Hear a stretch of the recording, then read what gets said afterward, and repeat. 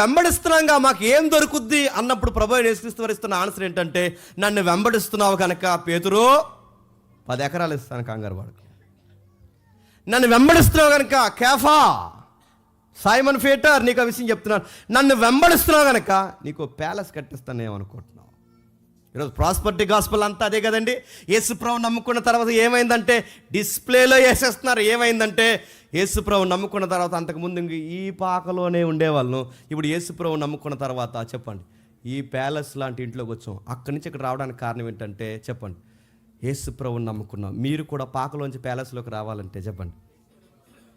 ఇది ఈరోజు సువార్త.